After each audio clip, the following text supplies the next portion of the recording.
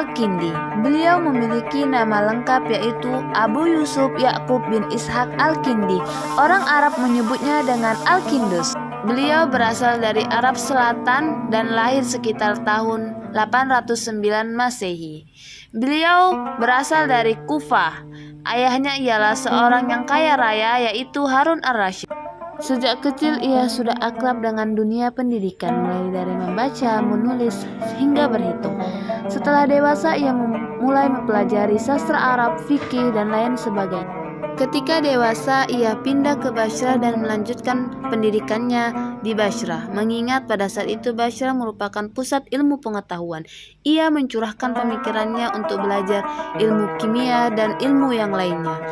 Kemudian ketika kuliah, ia pindah ke Baghdad untuk melanjutkan pendidikan. Ia dikenal sebagai Al-Kindi, Father of Arab Philosophy. Al-Kindi juga disebut sebagai kimiawan, matematikawan, astronomi, dokter, geografi, dan ahli musik. Dalam karya-karyanya, ia banyak menyoroti mengenai logika, matematika, dan ia juga mengulas tentang ulasan Aristoteles. Dalam karyanya pada saat itu ia disebut dengan Bapak Filosofi dan ia dikenal dengan menerjemahkan para filsuf Yunani. Bukan hanya sebagai seorang filsuf Arab yang terkenal, tetapi ia juga terkenal dengan kebijaksanaannya dalam metode dan sikap yang dilakukan olehnya pada bangsanya pada saat itu. Kontribusi terbesar yang dilakukan oleh Al-Kindi ialah membuka pintu-pintu filsuf bagi para ulama muslim. Pada saat itu masih banyak yang menolak adanya filsafat karena ditakutkan menyalahi tauhid kepada Tuhan.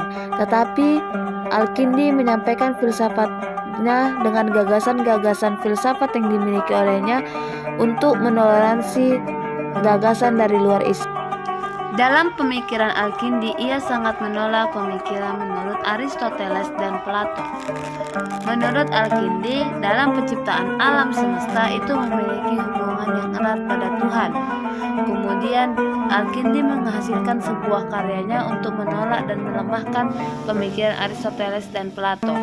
Adapun karya yang ditunjukkan oleh Al-Kindi ialah melalui karya filsafat pertama tentang keesaan Tuhan dan keterbatasan alam semesta. Al-Kindi tidak hanya mempelajari ilmu filsafat, tetapi ia juga mempelajari hakikat jiwa, ilmu politik umum, dan hakikat etika politik. Menurut masyarakat Arab, Al-Kindi merupakan seorang filsuf yang arif dan memiliki kebijaksanaan yang tinggi dan pintar dalam menyampaikan sebuah karya-karyanya. Karya-karyanya sangat memberikan pengaruh yang sangat besar pada masyarakat itu. Al-Kindi sangat mengagumi karya-karya dari filsuf Yunani, yaitu Aristoteles dan juga yang lain sebagainya.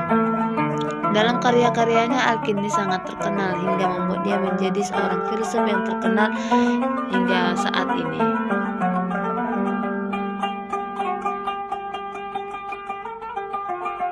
Al-Kindi juga menyinggung soal jiwa manusia. Menurutnya, jiwa adalah tidak tersusun, substansinya adalah ruh yang berasal dari Tuhan, dan jiwa akal. Al-Kindi lebih dengan pandangan Plato yang mengatakan bahwa hubungan antara jiwa dan badan bercorak asidental.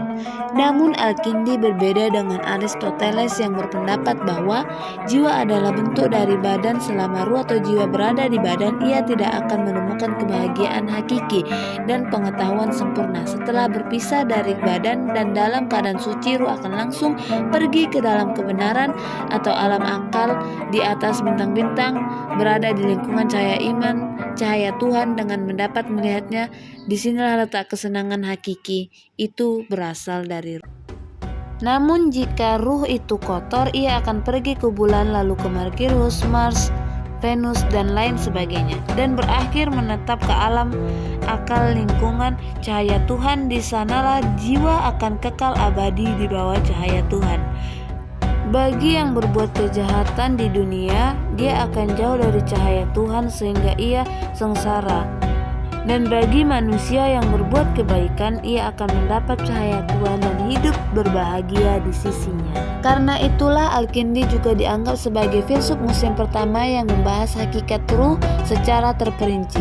dan membagi ruh atau jiwa ke dalam 3 bentuk, yaitu nafsu, pemarah, dan berpikir. Menurutnya, daya yang paling penting adalah berpikir karena bisa mengangkat eksistensi manusia ke derajat yang lebih tinggi. Di samping itu, Al-Kindi juga membagi akal menjadi 3, yakni akal yang bersifat potensial, akal yang telah keluar dari sifat potensial dan menjadi aktual, dan akal yang telah mencapai dari tingkat kedua kualitas. Akal yang bersifat potensial, papar Al-Kindi, tidak bisa mempunyai sifat aktual sehingga tidak ada kekuatan yang menggerakkannya dari luar. Oleh karena itu, menurut Al-Kindi masih ada satu macam akal lagi, yakni akal yang selamanya dalam aktualitas. Bagi Al-Kindi, filsafat adalah ilmu dari segala ilmu dan kearifan dari segala arifan. Filsafat menurut pemikiran Al-Kindi ialah filsafat dalam pandangan Al-Kindi bertujuan untuk memperkuat agama dan merupakan